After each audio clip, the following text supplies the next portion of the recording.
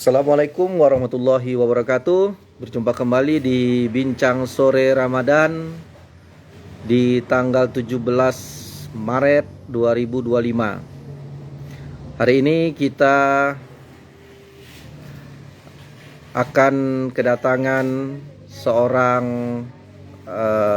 tokoh literasi yang juga seorang duta baca Indonesia, seorang pegiat literasi, pendiri Rumah Dunia di Banten. Dia adalah Kang Heri Hendrayana Haris atau lebih dikenal dengan Golagong. Ya, hari ini kita akan berbincang dengan duta baca Indonesia yang bertemakan jelajah literasi Duta Baca Indonesia. Baik teman-teman, sahabat Rumah Baca, kita menunggu Kang Golagong, Kang Gong untuk bergabung ke ruang Instagram ini, live Instagram ini.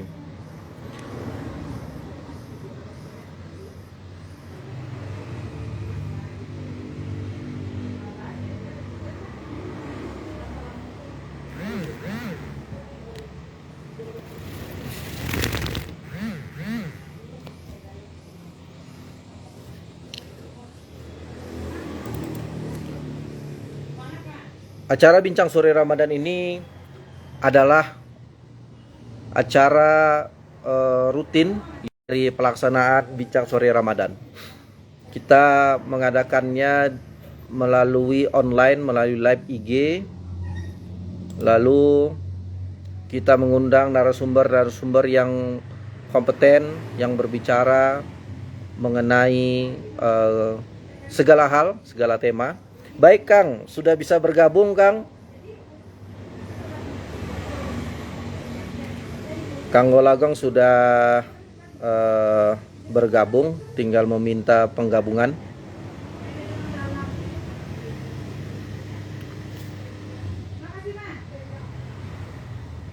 Baik Kang, coba untuk ya, siap.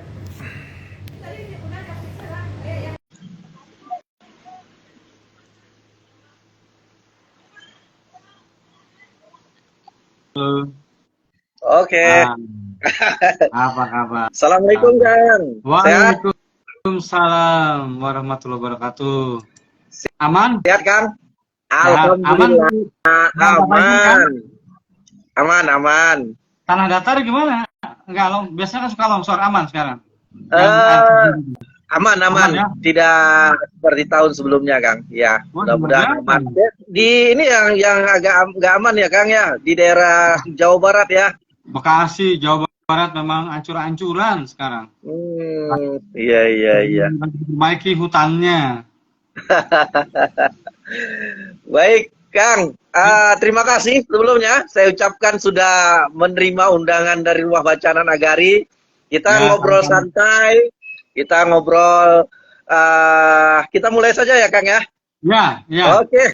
Suara saya jelas. Jelas. Saya jelas juga Kang. Ya, jelas. Oke. Alhamdulillah. Baik.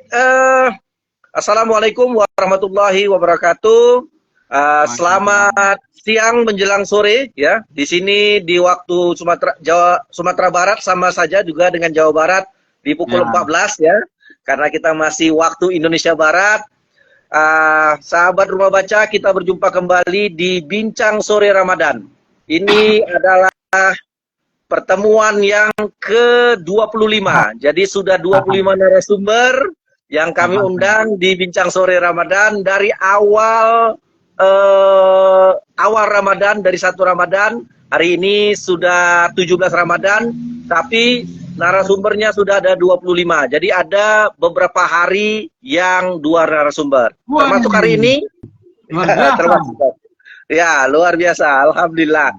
Jadi hari ini kita nih spesial nih, bertemu dengan tokoh literasi ya, saya mengenalnya sudah lama ya, dan ketemu langsung di 2022 atau 2023. Kedatangan langsung ke, ya, itu datang, ya, dia adalah Mas Golagong atau nama aslinya sebenarnya adalah Heri Endrayana Haris, ya.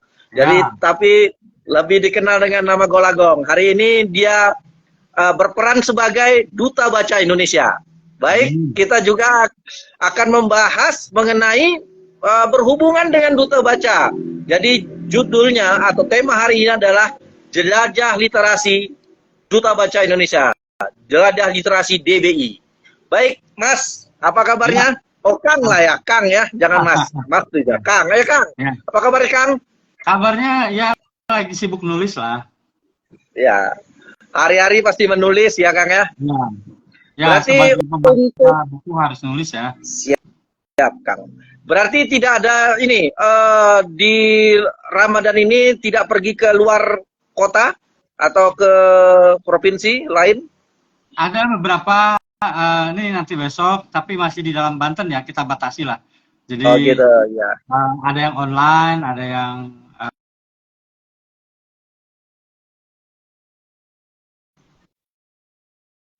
setelah Lebaran, Kang. Baik, Kang, kita masuk saja, Kang. Karena ini saya ngobrol santai, pasti ada pertanyaan yang akan saya ajukan ke Kang Gong ya, panggilnya Kang Gong. Nanti kita juga menerima pertanyaan-pertanyaan dari teman-teman yang ada di ruang live ini ya. Kita akan berbicara, ngobrol, tanya tentang baca, terutama ya. Tanya, silakan. Baik, ya. Kita mulai, Kang. Ini Duta Baca Indonesia. Apa sih tugas tupoksi dari Duta Baca Indonesia? Ya, sederhana sebetulnya. Tugas pokoknya yang pertama adalah membaca dan menulis, mengampanyekan itu ya. Jadi orang-orang di Indonesia saya ajak sebagai duta baca, yuk baca, yuk baca. Lalu saya jelaskan apa manfaat dari membaca. Nah, kalau saya cuma mengajak-mengajak, orang nanya manfaatnya apa? Nah, saya kasih tahu manfaatnya ini loh. Manfaatnya ini. Nah, lalu masuk ke fase berikutnya menulis. Jadi saya mengampanyekan membaca itu sehat, menulis itu hebat. Nah, metodenya beragam. Nah, ini yang harus tahu teman-teman. Jadi caranya misalnya begini. Kalau saya datang ke PAUD, ke anak-anak, saya mengubah diri saya jadi celemek ajaib Paman Gong. Jadi saya pakai celemek. Menjadi Paman Gong, di dalam celemek itu kayak Doraemon, ada hadiah-hadiah. Nah, jadi ke anak-anak mengenalkan membaca itu dengan cara bermain. Kalau ke orang anak SMA misalnya atau anak SMP Genji, maka saya kasih nama programnya Duta Baca Masuk Sekolah. Apa itu? Bagi-bagi buku, hadiah buku. Jadi mengenalkan literasinya dengan cara mereka. Nah, lalu disisipkanlah pelatihan. Jadi selalu ada pelatihan menulisnya. Kalau ke orang dewasa misalnya, ya tentu seminar lah. Seminar. Kemudian apalagi saya harus datang ke para pemimpin, kepala-kepala daerah dengan cara mewawancarai supaya mereka merasa jadi orang penting lah ya. Jadi saya wawancara mereka. Lalu saya harus cari juga kisah-kisah toladannya. Misalnya kalau saya ke Pasaman atau ke apa tempatmu itu? Agam, Kabupaten Agam.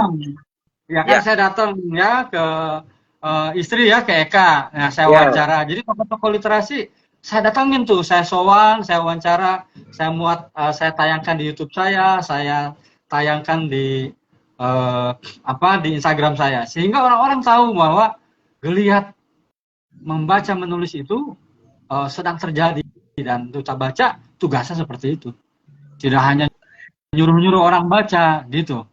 Ya. Baik, berarti intinya Kang Gong berarti intinya adalah jadi pelayan. Jadi pelayan ya. Pelayan. Contohnya gini, antri ngirim WA ke saya, ngirim email, tolong dibedah bukunya, kasih kata pengantar, kasih endorse, harus mau tuh. Antriannya panjang. Kemudian harus datang ke satu kota bikin bedah buku, kemudian meluncurkan buku. Nah, itu hanya masalahnya waktu dan tentu itu bisa saya lakukan kalau saya diundang ke Perpusnas di satu kota misalnya. Nah, datanglah ke satu kota, nah baru saya sebarkan tuh. Oke, siapa yang mau bedah buku? Supaya ongkosnya jadi 3 in 1 ya. Ongkos satu dari Perpusnas, saya bisa melakukan hal banyak. Iya. Gitu, Mas. Ya, Baik, gitu udah ya.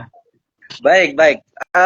Kang, berarti teman-teman kan ini yang menonton juga kan bukan dari pegiat literasi seluruhnya ini. Ya. Duta Baca itu di yang Kang Gong sekarang berperan itu Ya. apakah dari Dinas Pendidikan atau Perpustakaan Nasional? Ya. Nah, ini biar teman-teman, biar kawan-kawan tahu nih, Ya.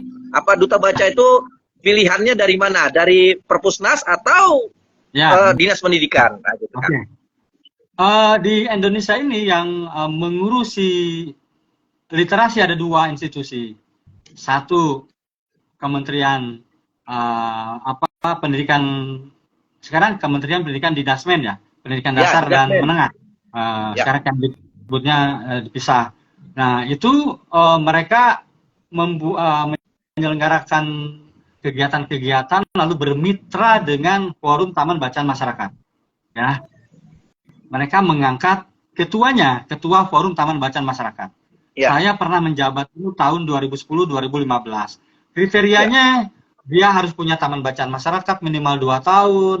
Ya, dia diusahakan juga punya berdampak gitu. Dari membaca itu berdampak. Nah, mereka menunjuk saya jadi ketua Forum Taman Bacaan Masyarakat. Mungkin karena saya punya taman bacaan seperti Rumah Baca Nagari, namanya Rumah Dunia. Kemudian saya juga menulis buku. Nah, menulis bukunya juga diupayakan berdampak secara ekonomi, bukan menggugurkan kewajiban. Nah, kebanyakan kan sekarang menggugurkan kewajiban tuh proyek-proyek, lalu bikin proyek, disebarkan, tapi tidak berdampak secara ekonomi atau komersil. Nah, itu Dinas Pendidikan. Ya. Kemudian Perpustakaan Nasional, nah ini Perpustakaan Nasional, kalau yang di Kemdikbud itu kolektif kolegial, bersama-sama ya, ada forumnya. Nah, kalau Perpusnas mengangkat satu tokoh, namanya Duta Baca Indonesia. Nah, jadi ketokohan yang pertama Tantowi Yahya, yang Ya. kedua Andi F. Noya, yang ketiga Najwa Shihab, Najwa Shihab. yang keempat saya. Nah, kalau bertanya siapa, kok gue langsung jadi Duta Baca? Nah, itu wewenangnya dari Perpustakaan Nasional. Tapi saya bisa memberikan kisi-kisinya lah ya. Ya. Di sini syarat-syarat Duta Baca tuh. Jadi di sini ada pertanyaan tuh udah. Ya, betul ada. Syarat-syaratnya apa itu? Ya. Jadi Duta Baca. Ya. Di sini apa nih? Di sini Kombel Literasi Nusantara. Ya. Jadi syarat-syaratnya ya. Apa syarat Duta Baca? Ini dia. Syarat Duta Baca ini tampaknya satu dia tokoh ya. Najwa Shihab tokoh di jurnalistik, kemudian Andi Noya juga tokoh di televisi. Jadi pertama harus tokoh tuh, dikenal luas. Gung Agung dikenal nggak? Baik. Ya, barangkali tidak sepopuler 3 orang itu, tapi saya dikenal lah ya. Nah, kedua, diupayakan dia bergerak di dunia itu, di dunia literasi. Literasi itu kan banyak ragamnya ya. Najwa Shihab bergeraknya di jurnalistik, itu juga literasi. Andi Noya juga sebagai host, Tantowi Yahya juga. Nah, saya mungkin bisa memberi. Jadi sebetulnya syaratnya tadi ya, tokoh, kedua mungkin diupayakan punya komunitas literasinya bergerak di dunia itu. Syukur-syukur karena dia Duta Baca, ada buku yang ditulis yang tadi. Pertanyaannya bukunya boleh banyak nggak? Boleh 1. Ya, kalau 1 banyak pesaingnya. Tapi kalau 126 seperti saya, sedikit saingannya. Jadi semakin banyak buku, semakin sedikit saingannya. Iya. Nah, saya kasih contoh ya. Ini satu tangan saya kan diamputasi nih, satu. Jadi soal fisik ternyata tidak jadi masalah. Jadi, dia boleh ganteng. Kalau saya masih ganteng kali ya. Dia boleh ganteng. Iya. Boleh cantik, boleh tidak cantik, boleh sedang-sedang aja. Tapi yang penting tadi, dia punya gerakan yang berdampak terhadap lingkungan. Nah, Uni Eka ya udah mungkin juga sudah melakukan itu. Nah, artinya yang ingin jadi Duta Baca pasti banyak. Tapi ternyata itu tidak dilombakan Duta Baca Indonesia. Ditunjuk. Ada riset development-nya. Ada riset development-nya. Jadi kalau dibuka, barangkali dibuka, semua orang pengen akhirnya menjadi numpuk. menjadi pekerjaannya lebih berat. Tapi Ya. kalau riset dan development jalan, dia bisa memilah-milah tuh. Kalau satu buku, kalau nggak punya TBM baru 2 tahun, dicari yang lebih lama. Mungkin itu. Nah, Ya. jadi semakin tinggi, semakin banyak bukunya,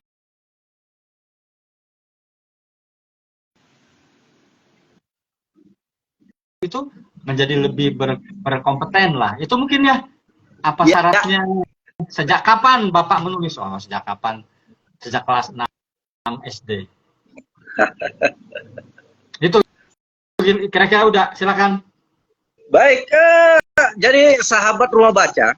Jadi Kang Gong ya, saya manggil Kang Gong, bahwa menjelaskan bahwa syarat dari DBI Duta Baca Indonesia itu dia tidak, yang saya garis bawahi, tidak dikompetisikan tetapi ditunjuk. Iya. Jadi ada research development. Ah, ini penting nih. Jadi kita terus saja bergerak di gerakan literasi, dia pasti nanti akan dinilai ya. Kalau memang sudah Nah, memang sudah waktunya ya itu bisa gitu iya. ya Kang ya.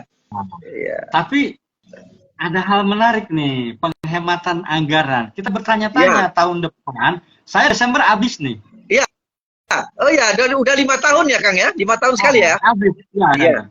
Nah, Ah, 2026 akankah masih ada Duta Baca Indonesia? Pertanyaannya itu. iya.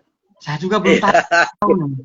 Ya, Belum tahu karena Kang ya. penghematan anggaran nih. Ya, Nah, 50%. saya melemparkan isu, penting nggak sih Duta Baca Indonesia oleh Nah, kita? itu. Penting Ya. nggak? Kalau penting, ya minta sama negara bahwa Duta Baca Indonesia jangan dihilangkan. Iya, iya. Nah, kita Baik harus Kang, ini ya. ya, ini kalau pertanyaan yang penting, ini pertanyaan selanjutnya Kang. Nah, Iya. penting nggak nih bisa baca? Jadi saya akan mengulik Kang Gong bercerita nih, karena judul kita adalah Jelajah Literasi Duta Baca Indonesia. Nah, jadi nih Kang, apa saja Kang yang sudah dilakukan Duta Baca selama 4 tahun? Jadi selama ini yang Kang Gong lakukan, ya saya lihat ya di selintasan di bacaan di Medsos. ya portal ya, bahwa Kang Gong sudah melakukan sejak 2021 hingga 2024 itu mengkampanyekan literasi di 1.000 lokus, di 113 kota dan di 33 provinsi. Nah, itu gimana itu Kang? Ceritanya kok seperti itu? Gimana prosesnya itu? Lalu ya itu dulu Kang pertanyaannya. Nah, Bagaimana oke. itu kisahnya? Waktu saya ditunjuk jadi Duta Baca tahun 2021, Ya. bulan April persis puasa, bulan April, saya sebetulnya menolak, tidak mampu. Wah, berat ini. Yang saya bayangkan ada Najwa Shihab, Andi Noya, Tantowi Yahya. Mereka populer semua. Saya bilang berat banget ya. Nah, ternyata Perpustakaan Nasional mulai masuk ke fase yang berbeda dengan 3 orang sebelumnya. Jadi 3 orang sebelumnya tuh sudah berhasil menanamkan image bahwa orang sukses itu pasti membaca. Nah,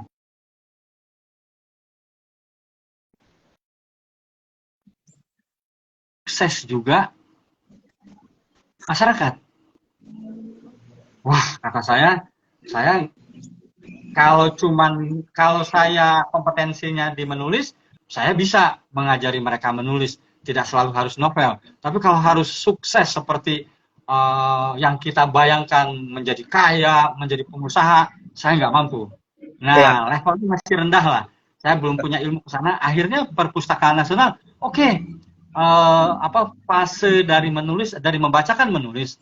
Maka saya mencoba menstimulus, tagline-nya saya sebagai Duta Baca, berdaya dengan buku.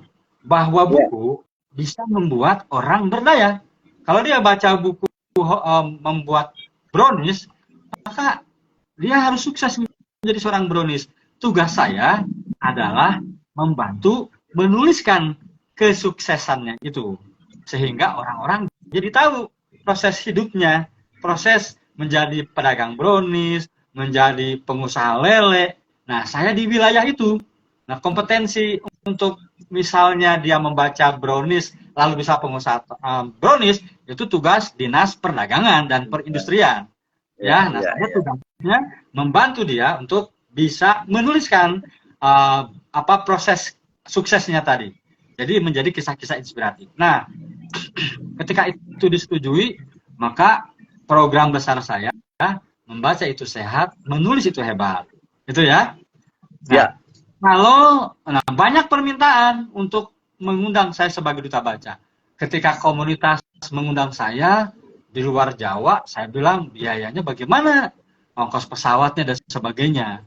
Ada cara, kata saya, tungguin Perpustakaan Nasional terbang ke kota Anda. Maka saya melakukan pendekatan ke Perpustakaan Nasional. Tahun ini bisa nggak di beberapa provinsi? Ini. Misalnya satu contoh gini. Oke, kita berangkat ke Provinsi Aceh. Nah, saya sebar tuh ke teman-teman di Aceh. Hey, saya ada seminar nasional dengan Perpustakaan Nasional dan Perpustakaan Aceh ya. Di tanggal sekian.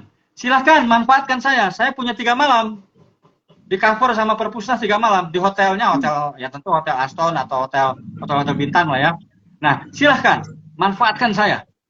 Jadi kegiatan Perpusnas cuma 1 kali. Maka ada waktu 2 hari full kosong. Nah, sehingga mereka tidak perlu ngongkosin saya, tidak perlu honorin saya.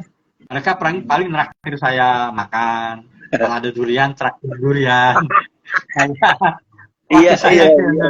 ke Iya, ke Nagari itu Bukit Tinggi ya, traktir kopi apa itu? Kopi kopi kawah, kawah, kopi teh kayak telur, gitu. teh telur. Nah, nah, maka acara resminya seminar nasional dengan dinas setempat, dinas Ya. provinsi dan Perpusnas. Nah, di sela-sela itu sekolah mengundang saya, duta baca masuk sekolah, duta baca masuk kampus, bedah buku di komunitas, baca puisi, saya menceritakan kisah hidup saya, bahwa saya bisa sukses karena membaca. Sukses saya ini tidak kaleng-kaleng. Sukses saya ini sukses karena membaca. Nah, dengan cara seperti itu tugas-tugas saya. Jadi ada semacam kolaborasi. Bisa mencapai 1.100 berapa gitu. Karena tadi komunitas, kampus, sekolah mendukung cara-cara skema saya. Jadi Ya, kalau ya. tanpa bantuan dari forum taman bacaan, forum lingkar pena, kampus, komunitas, sekolah, bahkan PAUD ya, TK, tanpa itu kampanye membaca menulis saya barangkali stagnan. Hanya datang ke satu kota, nginap, check in, kegiatan, pulang.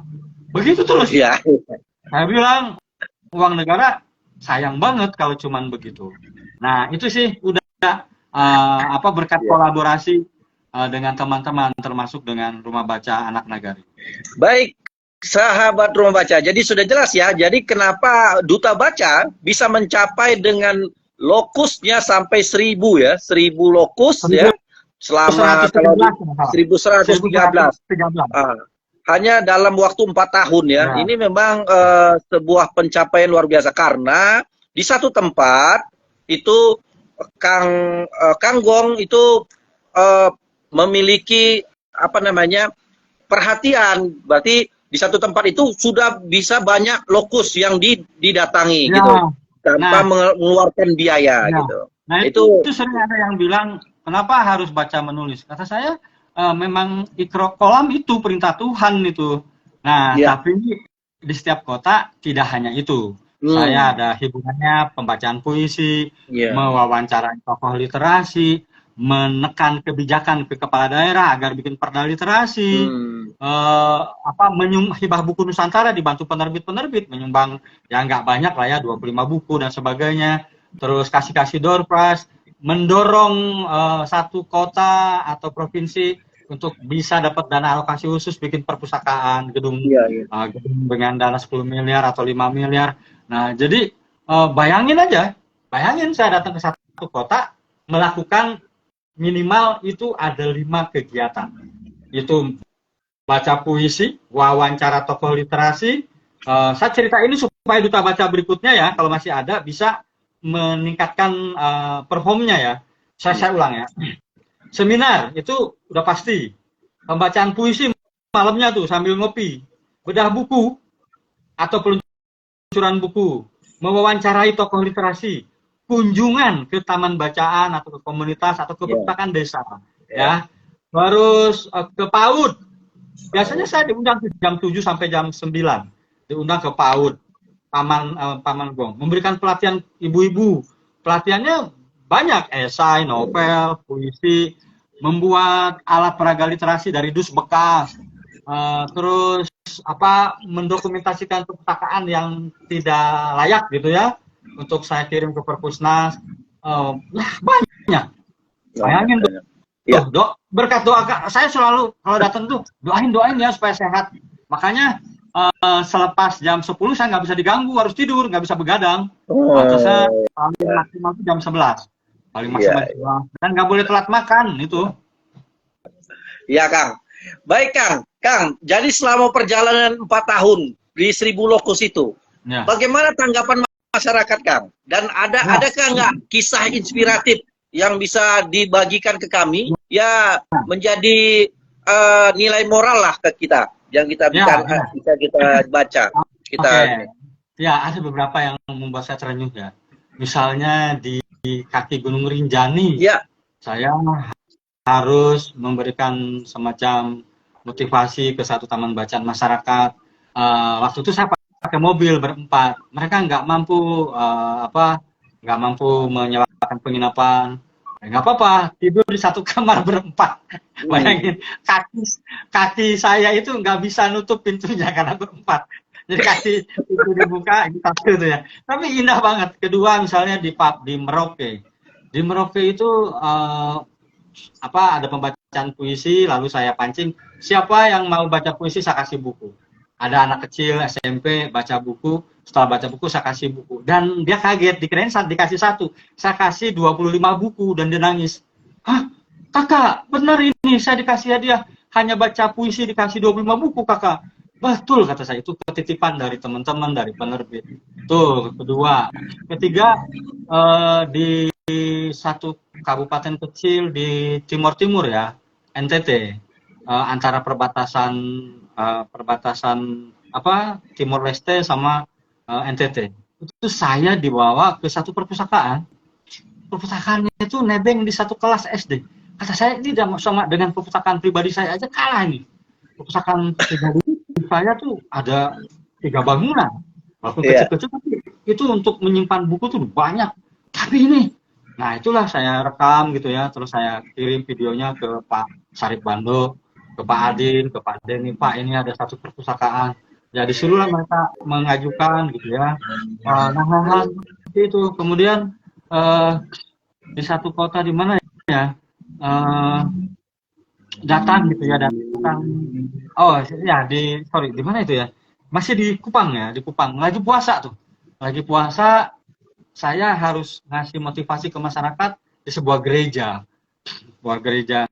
anak-anak kecil, dia pegang tangan saya yang amputasi ini ya, dipegang tangannya, kakak kenapa tangannya, saya ceritain, terus pas buka puasa tuh di gereja buka puasa, lalu saya dengan 4 orang dengan 3 asisten itu dipisahkan, kakak yang Islam kakak di sini ya steril gitu, nggak ada apa yang kita larang gitu ya, Islam melarang misalnya minyak babi, nggak ada hal-hal seperti itu kampanye.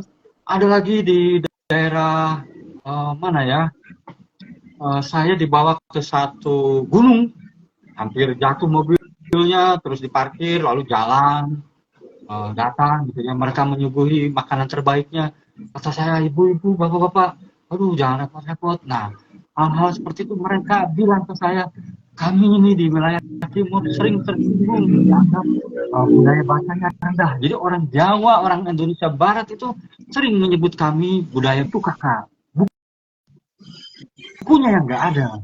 Kami tinggal di pedalaman. Jadi kami sering dihakimi budaya baca kami rendah. Nah, jadi kita ini sekarang jangan lagi bilang budaya baca kita rendah. Enggak, yang ada tuh infrastruktur ya. Saya kasih 3 persoalan besar ya. Kenapa kita selalu menghakim saudara-saudara kita budaya baca kita rendah? Saya menemukan 3 hal. Satu, kepala dinas pendidikan, kepala dinas pendidikan atau kepala dinas, rata-rata sih kepala dinas perpustakaan ya, yang merasa dibuang. Sehingga tidak memotivasi pustakawannya untuk membuat program-program yang inovatif. Tuh, satu tuh. Jadi problemnya di kepala dinas. Itu problemnya kepala dinas. Rata-rata kan sekarang kepala dinas itu yang basah-basah. Kepala dinas pendidikan sih masih basah ya. Dan itu juga kadang-kadang ada oknum-oknum yang harus nebus kursi. Nah, itu problemnya. Jadi sekarang kita nggak boleh lagi menghakimi ya. Orang-orang itu, Indonesia budaya bacanya rendah. Kan kalau di data selalu yang dihakimi yang timur. Enggak. Iya, betul. Satu ya. Ya. Kepala dinasnya yang merasa dibuang. Kedua, ini infrastruktur nih. Accessibility ke perpustakaannya itu susah karena sedikit. Itu jam bukanya ya karena mungkin insentifnya, karena pemimpinnya yang tadi tidak memotivasi. Ketiga, bukunya yang sedikit. Nah, Perpusnas itu sekarang tahun 2024 di era Pak Prof. Amin membantu menyebarkan, membagi-bagikan 1.000 buku ya. 1.000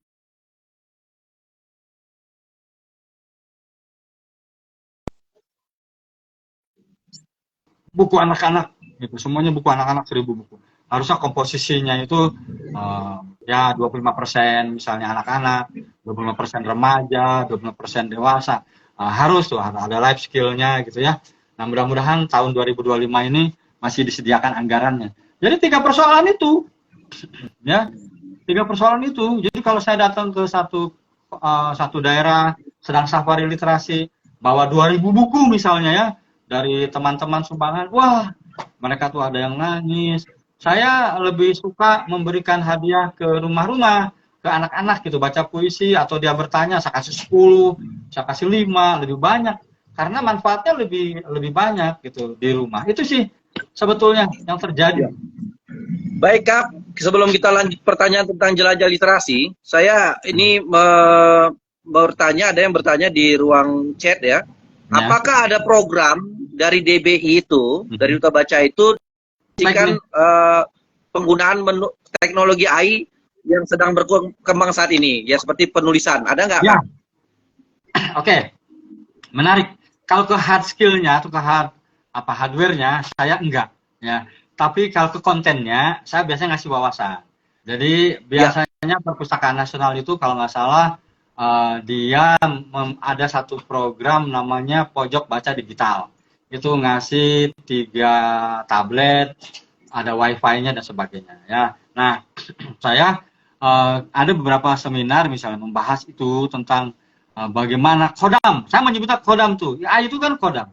Kalau dulu AI saya itu perpustakaan karena belum ada digital, saya butuh pendamping, maka saya datang ke perpustakaan. Makanya kualitas orang-orang baby boomers, generasi baby boomers, generasi angkatan saya nih, 50 ke atas, itu kualitasnya boleh diuji karena mereka membaca, gitu ya. Nah, sekarang AI itu kodam, nah atau belati, bisa membunuh, bisa produktif. Nah, tinggal promnya aja. Jadi saya sering memberitahu, kodam AI ini nggak bisa ditolak, ya. Nah, tinggal kamu memilih aja, kamu mau malas atau kamu mau produktif.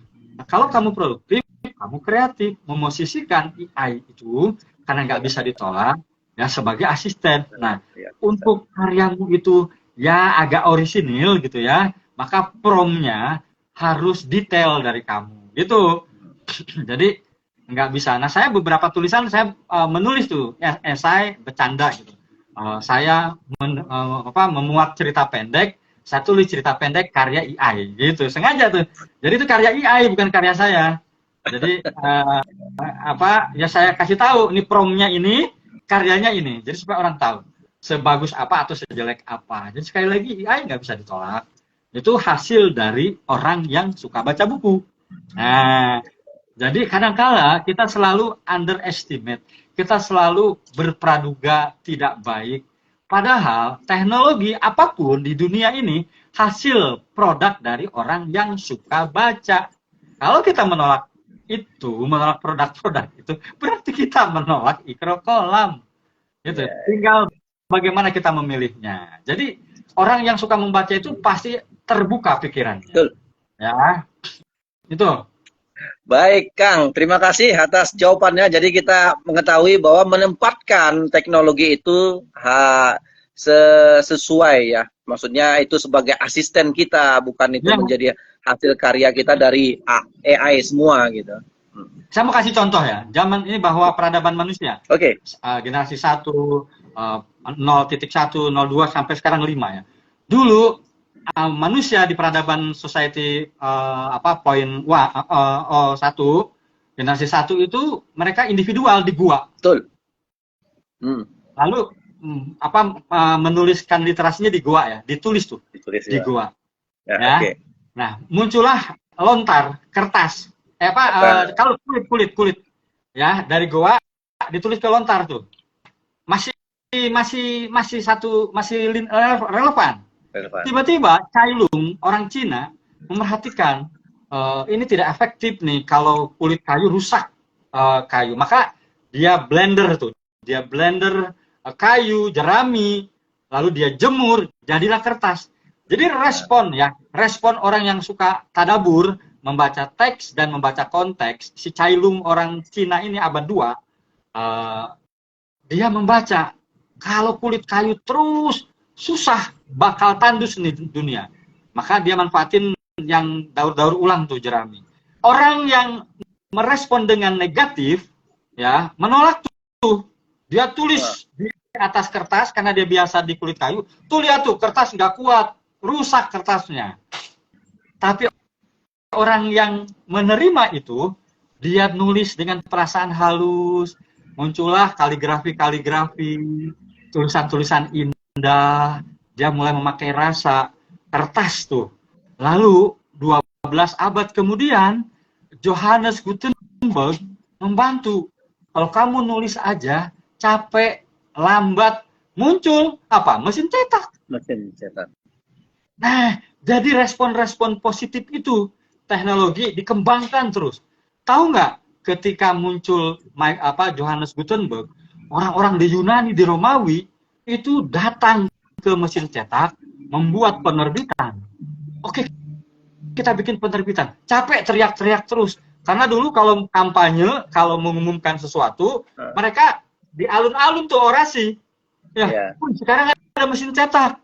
Nah, mereka bikin tuh majalah, koran. Ada lagi yang merespon. Kalau semua datang ke mesin cetak, antri lama. Udah aja bikin nama mesin tik tuh. Muncul mesin tik. Industri, mulai tuh, industri pers. Beli mesin tik, diketik di redaksi, kirim kurir.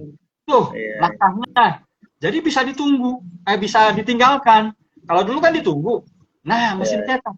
Nggak efektif mesin cetak. Muncullah komputer digital sekarang. Muncul smartphone. Muncul sekarang luar biasa. Nah, kita yang sering underestimate tertinggal terus dengan kampanye literasi membaca, tapi kita selalu menolak hal-hal baru. Itu. Baik, Kang. Terima kasih, Kang, atas jawabannya. Ya, jadi Kang, kita lanjut dengan jelajah literasi duta baca nih, Kang. Oke. Jadi kan Kang Gong tuh datang tuh ke PAUD tadi Kang Gong bilang, ke sekolah ya, ke taman bacaan, ya ke dinas-dinas itu ya, Kang. Jadi bagaimana, Kang, kalau Kang Gong melihat ya secara karena Kang Gong sudah dari barat sampai timur sudah datang ya. Tadi sudah Kang Gong bilang bahwa ada beberapa permasalahan ya di Indonesia ya, ada kesenjangan di timur dan di barat ya. Jadi apa sih yang harus kita lakukan, Kang, sebagai duta baca, Kang? Apa sih ide-ide yang harus kita lakukan untuk ya merubah stigma itu, merubah stigma bahwa kita ini negara yang punya literasi yang rendah. Bagaimana, Kang? Oke. Di Indonesia ini kan ada banyak organisasi, tapi masih eksklusif. Forum Taman Bacaan Masyarakat, Gerakan Pemberdayaan Minat Baca GPMB, ya. GPMB ya. Kalau saya kan personal ya, tidak kolektif kolegial. Nah, ini mitra pemerintah. Nah, mereka forum-forum ini atau di daerah forum taman bacaan masyarakat, apa tadi itu Agam, Bukit Tinggi atau di daerah-daerah ya atau provinsi daerah itu kurang merespon fenomena yang terjadi di Indonesia. Itu diambil alihnya sama mahasiswa. Misalnya begini, sekarang Prabowo penghematan, ya kan? Ya. Koruptor ditangkap itu koruptor. Ada rancangan undang-undang perampasan pemiskinan koruptor kalau nggak salah ya.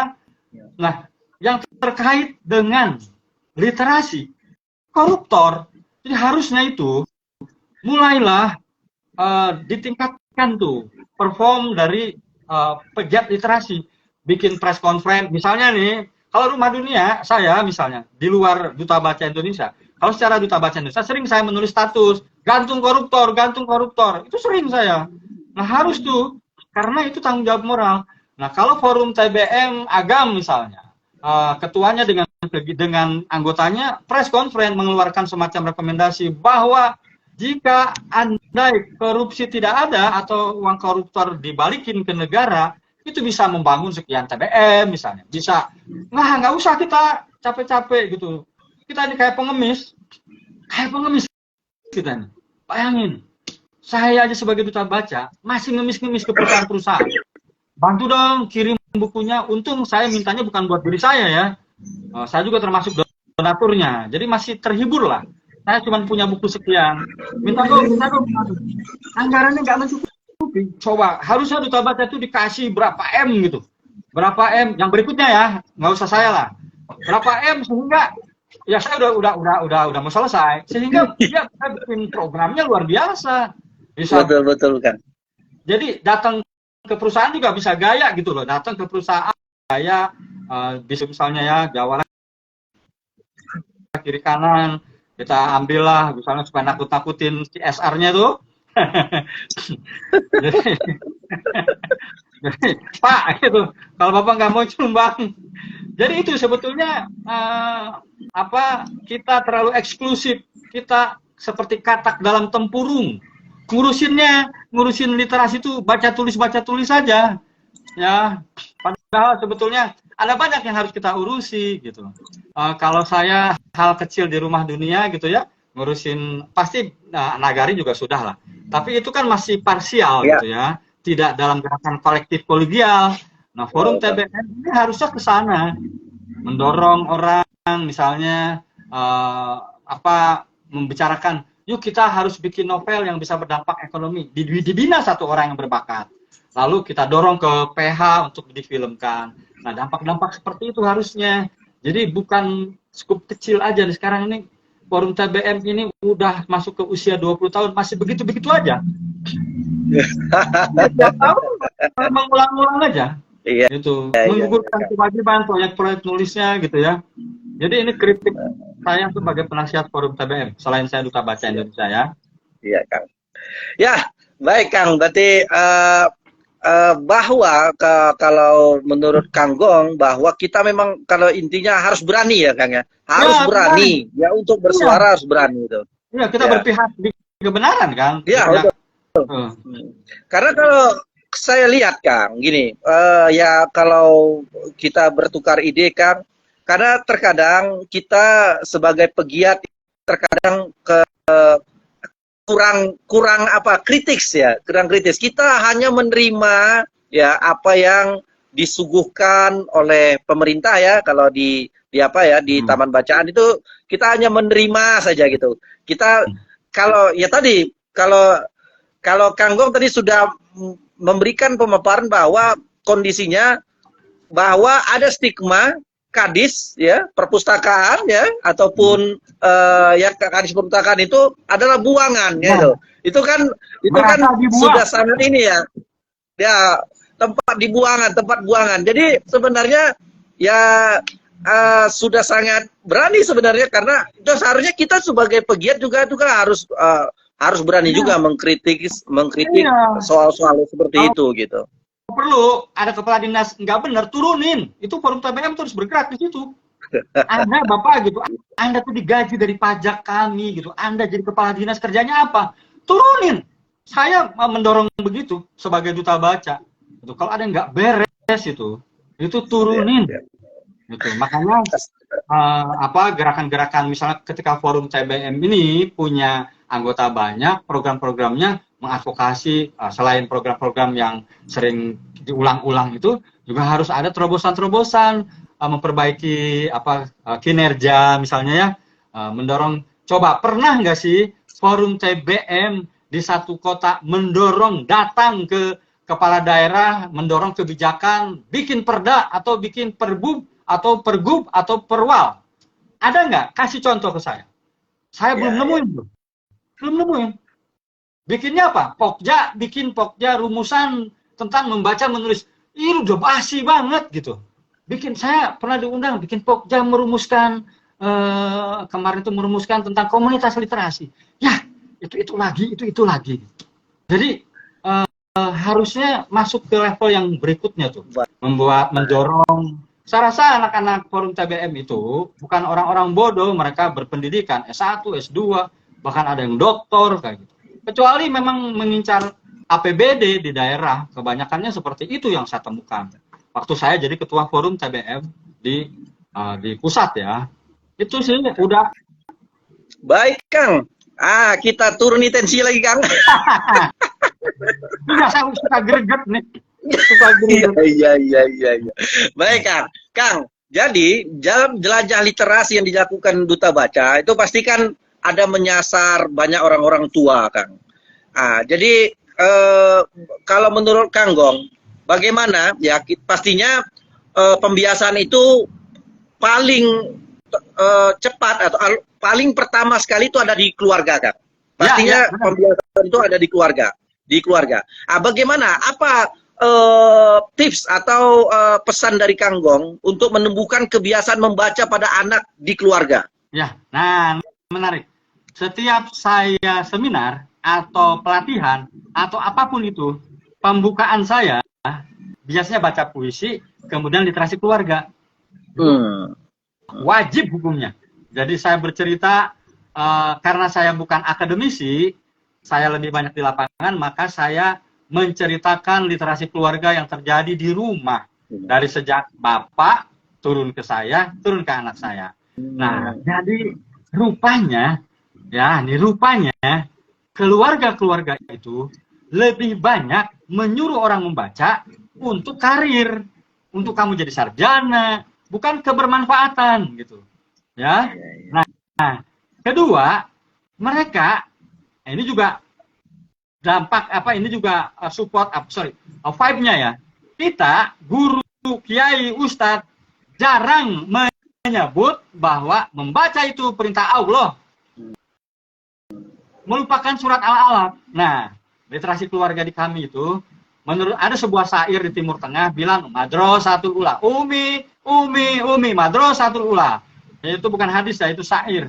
Nah, saya bilang ibu itu Madrasatul Ula. Nah, untuk Madrasatul Ula, maka perempuan-perempuan itu harus berpendidikan. Berpendidikan itu tidak selalu harus formal, tapi membaca buku. Karena kecerdasan anak itu pertama kali dari plasenta, dari ibu. Sorry ya, mohon maaf. Saya menikah, saya pilih-pilih. Istri saya sarjana teknik. Ketika saya tahu dia cantik, pasti cantik. Istrinya ada di sebelah saya, soalnya harus dipuji ya. Istri saya cantik. Kemudian dia sarjana teknik, hobi baca. Maka sesuai dengan hadis, jangan mewariskan generasi yang lemah. Nah, kalau kita memaknai ini, maka kita sebagai laki-laki dan perempuan harus memahami itu. Kalau kamu perempuan, mainnya jangan di tempat-tempat kotor. Itu. Mainnya jangan di mall aja. Supaya mengamalkan hadis tadi. Jangan mewariskan generasi yang lemah. Apalagi surat Al-Alaq tadi ya, Iqra kolam. Nah, jadi Quran ini nih selain dibaca diamalkan. Nah, kita harus paham ke sana. Nah, itu literasi keluarga yang saya terapkan, bapak saya terapkan ke saya. Maka muncullah membaca itu sehat, menulis itu hebat. Itu kedua, selain tadi, kita, kata bapak saya nih, ceramah terbaik, kata bapak saya nih, jadi kalau kamu nasihatin anak gitu ya, nasihatin orang lain, yang paling baik itu adalah perilakumu. Jadi saya ketika bilang membaca itu sehat, menulis itu hebat, kalau ada yang nyerang ke saya, mana buktinya? Nih buktinya saya udah nulis 126 buku. Ini buktinya saya bikin taman bacaan masyarakat rumah dunia. Jadi itulah saya rasa kalau ada yang mau jadi duta baca, lewati proses itu. Jika kamu tidak jadi duta baca, minimal pahalanya kamu dapat. Gitu. Biar jadi duta baca di akhirat aja. Ya Kang Gong, jadi itu sahabat rumah baca, ya Kang Gong, bahwa pendidikan keluarga itu penting, ya kita harus membiasakan ya terutama seorang ibu ya, seorang ibu jadi teman-teman muda nih, teman-teman pegiat literasi yang muda, jadi pilihlah pasangan ya istrinya itu orang pembaca, orang yang yang suka dengan ilmu pengetahuan, agar keturunannya nanti juga bisa giat dengan, bisa tumbuh dengan kehadiran dengan membaca. Baik, Kang Gong, kita masuk ke pertanyaan selanjutnya, Kang Gong. Apa sih harapan ya dari Duta Baca Indonesia? Ya mungkin nanti bisa dititipkan juga kepada, kalau misalnya ada pemilihan duta baca lagi di tahun depan, atau ya kita lah sebagai pegiat literasi, apa harapan dan kepada pemerintah ini karena ditujukan kepada pemerintah. Apa harapan Kang Gong kepada pemerintah ya untuk meningkatkan budaya literasi ini, Kang? Apa? Dan mana tahu nanti bisa didengar oleh pemerintah yang menyaksikan live Instagram. Oke, saya akan mulai untuk daerah dulu ya. Jadi mulai sekarang ini Forum TBN itu mendesak ke Dinas Perpustakaan agar Dinas Perpustakaan daerah ya kabupaten, nanti ke provinsi, agar merekomendasikan bahwa Duta Baca Indonesia itu penting. Itu ya, yang pertama. Jadi ada desakan-desakan dari daerah gitu. Nah, siapa duta bacanya? Ya, itu mah bukan urusan saya. Tapi barangkali mulai sekarang sudah ada niat-niat, misalnya gini, Forum TBM dari Agam berkolaborasi dengan Padang, berarti ke provinsi, membuat semacam rapat kerja atau rapat koordinasi, merekomendasikan tokoh literasi terbaiknya dari Sumatera Barat. Nih ada calon nih dari Sumatera Barat untuk menggantikan Golagong, gitu. Di ACC oleh Dinas Perpustakaan, Provinsi, Daerah, dan sebagainya. Jadi, sehingga kita nggak beli dalam karung gitu loh. Untung sekarang saya gitu kan mulai ada penolakan, jangan artis aja dong, artis itu sibuk. Sebagai simbol, oke lah ya.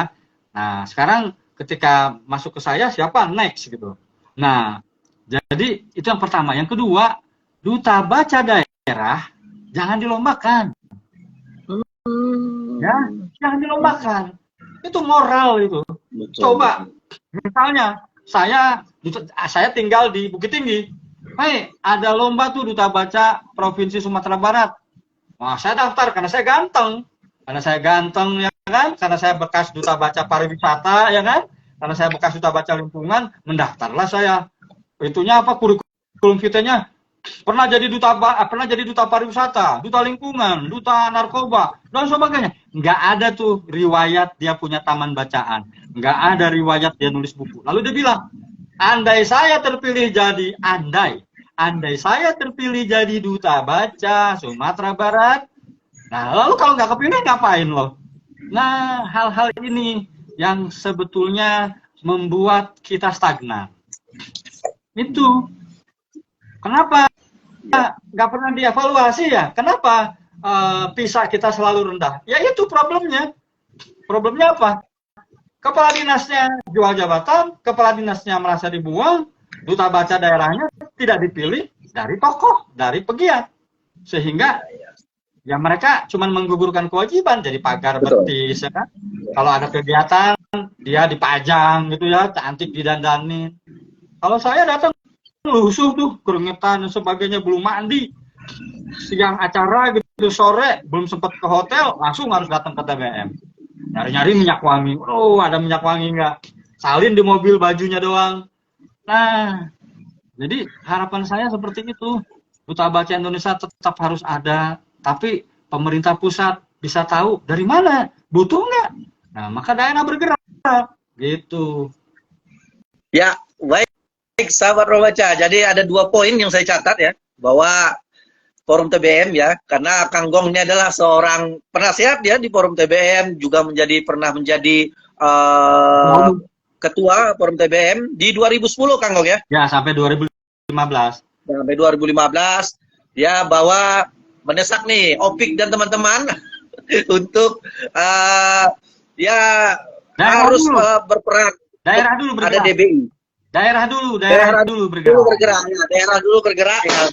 Daerah bergerak ya, bekerja sama dengan pemerintah untuk membesarkan isu bahwa DBI itu, Duta Baca Indonesia itu penting, biar nanti bisa dipilih, walaupun di daerah kita mengusulkan dari daerah. Lalu yang kedua, kata Kang Gong ini saya memang ada agak sedikit kritik juga ini memang soal ini, karena pemilihan Duta Baca itu dilombakan ya, di beberapa daerah itu memang dilombakan. Titipan ini katakan ada titipan ya kan, ada ditunjuk, jadi dilombakan tapi dititipkan gitu. Kadang-kadang juga tertutup gitu, tiba-tiba ngedadak gitu.